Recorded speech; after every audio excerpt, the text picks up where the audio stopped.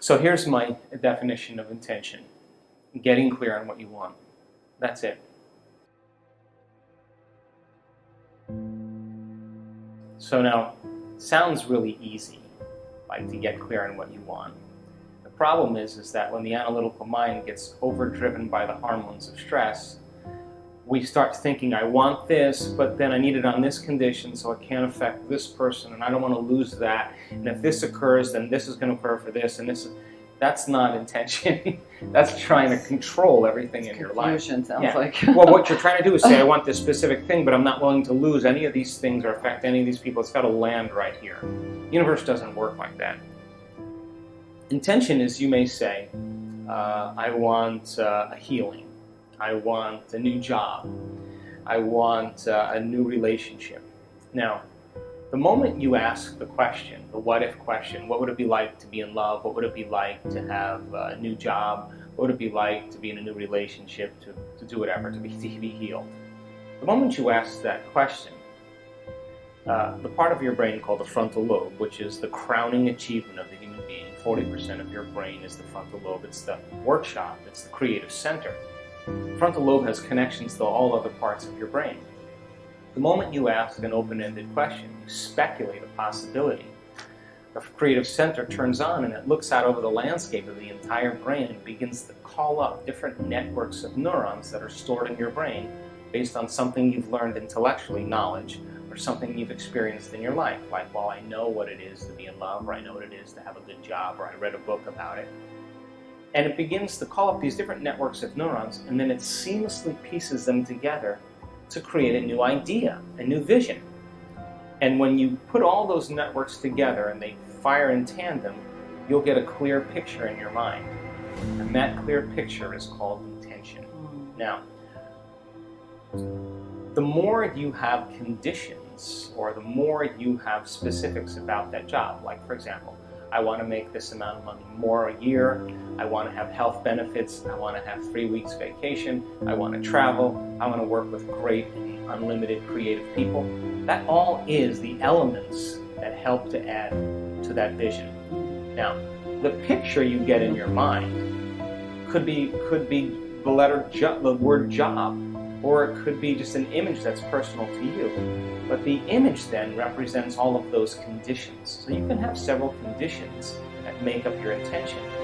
But the intention typically is a symbol. Like you may see a retreat center that you may want to start and you have a picture of it.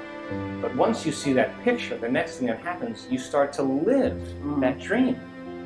The moment you start to take that dream and it turns into a living motion picture, now you're in that imaginary place. And what happens is the moment it starts taking on form and it starts taking on time, you start to experience it and all the things you're going to do, you're actually living in that future, and your brain does not know the difference between the actual event that takes place in your life and what you're imagining in your mind. We call it mental rehearsal in my work, but you're literally rewiring yourself to the future. Now your brain is no longer a record of the past. It's now, in fact, a map to the future. Now, most people stop at this level, but there's another level.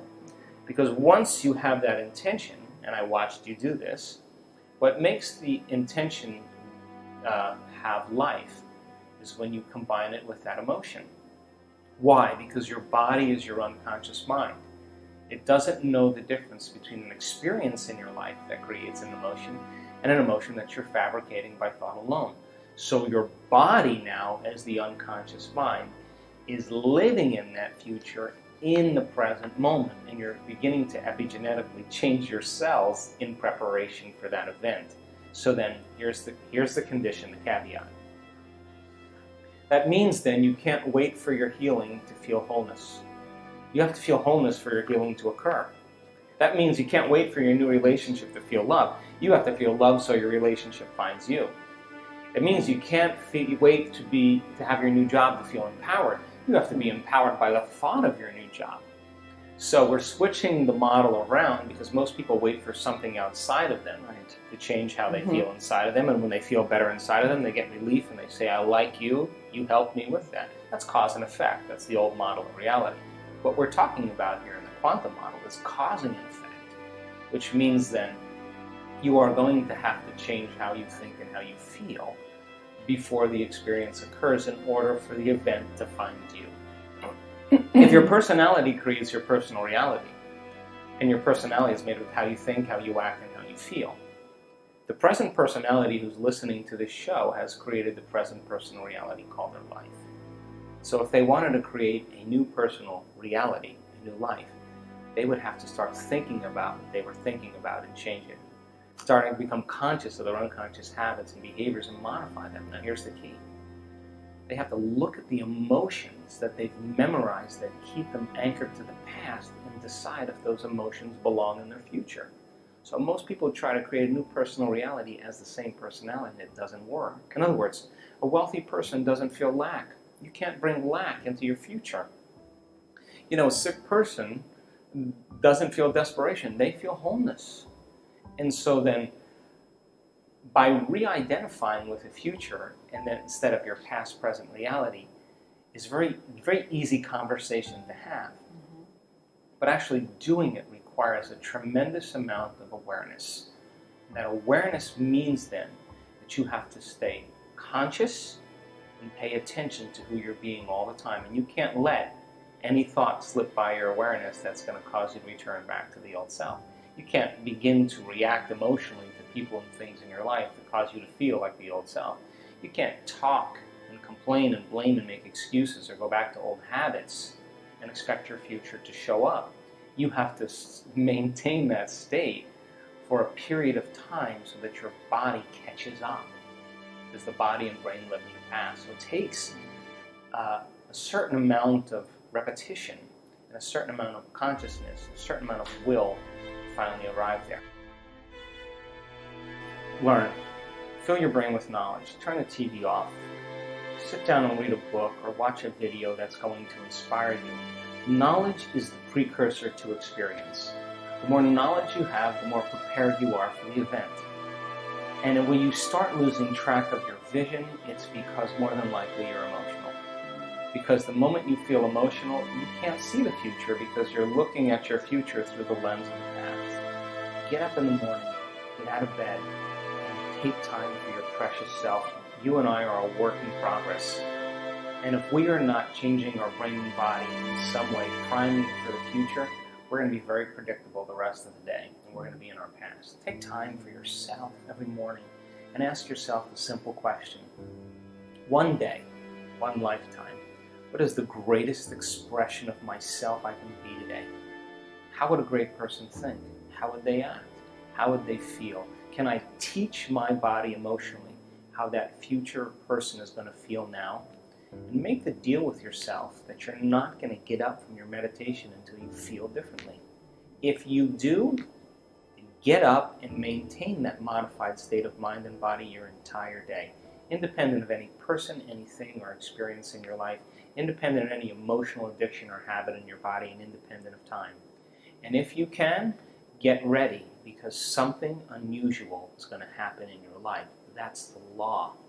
And so when synchronicities and serendipities and coincidences begin to happen in your life, unexpected events like balloons showing up in windows to remind you that the divine is present, that's an indicator that you are literally now in a dance in this world between your free-willed consciousness and this consciousness that's controlling all of this.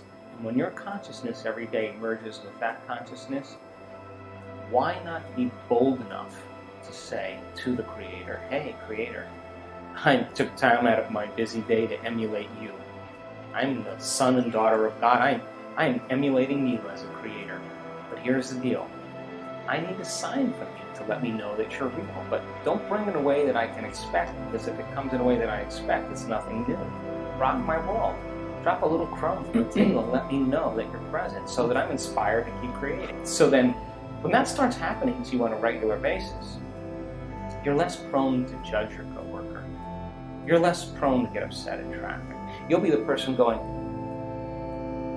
because and when the mystical starts downloading data into your brain and you start having really profound experiences, There's only one thing you want to do, and that is to give. You cannot not give in that place.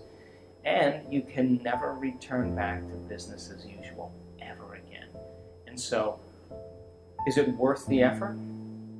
I think so. And I'm happy to say that it's possible.